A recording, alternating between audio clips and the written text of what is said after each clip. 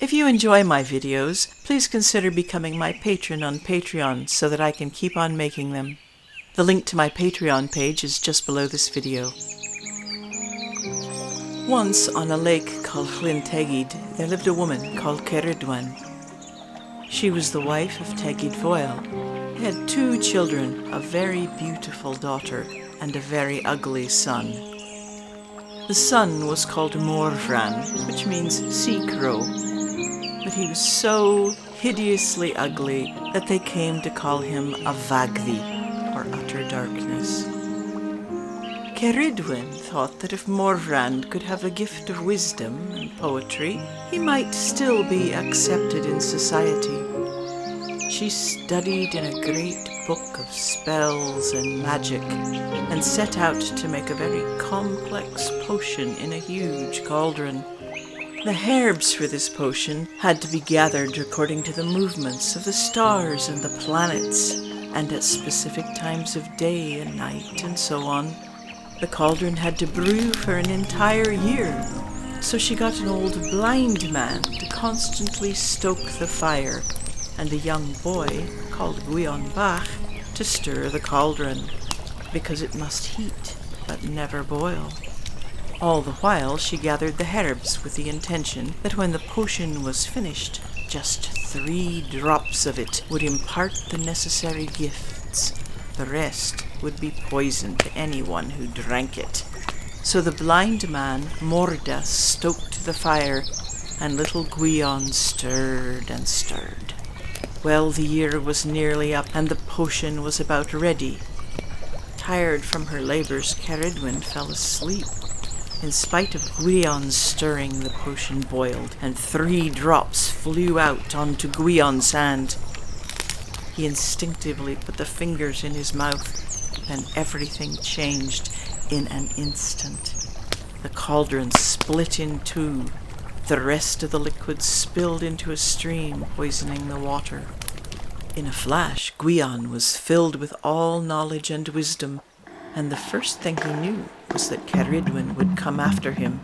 He saw her wake and move toward him. He changed himself into a hare, the faster to flee, but Cerridwen became a greyhound and turned him. He leapt into the water and became a salmon. He tried to swim away under the surface of the river, but Cerridwen pursued him as an otter, so Gwion flew into the air as a small bird, but she immediately became a hawk and flew at him.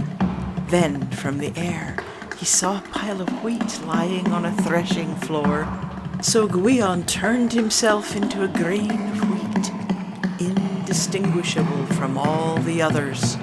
Now Cerridwen became a black hen and pecked and scratched at the grain until finally she consumed him.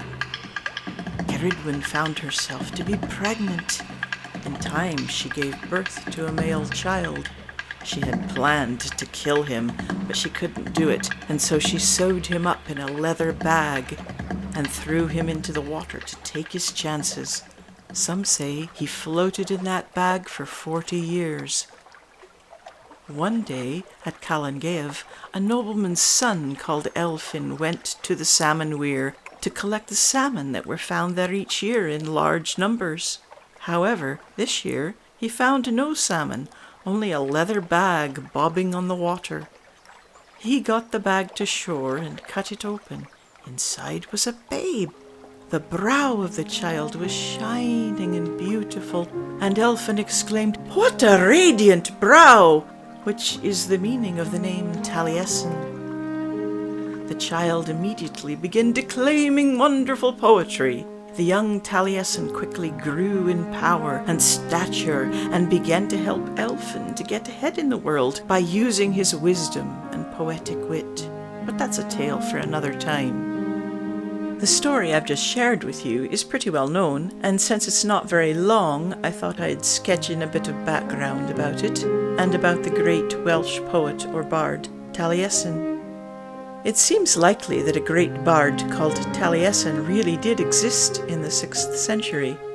It's even possible that some of his poems were handed down somehow, until they were put in a manuscript known as the Book of Taliesin in the early 14th century. Taliesin was probably trained as a poet somewhere in western Wales before he relocated to Rheged in the Old North, in what is now Cumbria and Galloway. There he served as the court poet to the great King Gwion of Rheged, among others. Exactly what happened to Taliesin's work in the ensuing 8 centuries isn't clear. It was probably handed down orally during some of those centuries, and may have also existed at times in manuscripts that haven't survived. The poems probably changed somewhat, and may have been consciously reworked by other great poets who helped to keep them alive. But Taliesin's fame not only lasted after his death, it grew enormously, and the tale of his origins as Gwion Bach, reincarnated from the belly of Cerridwen, seems to have grown with the veneration of the legendary Taliesin and his poems. All this is difficult to unravel, partly because the bards had a long-standing practice of performing their poetry in the persona of earlier bards, and none was more popular for this kind of treatment than Taliesin. The stories of Gwion Bach, Cerridwen, Taliesin, and Elfyn also seem to have gathered material over the centuries, with the legendary Taliesin poems containing many references to events and persons found in the more developed versions of the story. The great boasting mystical poems in the Book of Taliesin, like the Battle of the Trees or the Spoils of Annuvin, belong to this legendary persona of Taliesin, as performed, or perhaps channeled, by bards of later generations. So when we find a poem which appears to be speaking with Taliesin's voice, which declaims, "I am Taliesin, my praise of Elfyn will last until doom," that doesn't mean the poem was actually written by the historical Taliesin, but here are a few lines which may have been. "My spear shaft of ash is my holy Awen. The joy of my face is my master's shield wall. A generous prince, most valiant is Irian." And again, "Dear is the spreading of light at daybreak. Dear is the warrior chief, the king. Dear are the war horses that make soldiers swift, and the first days of May for warriors resting."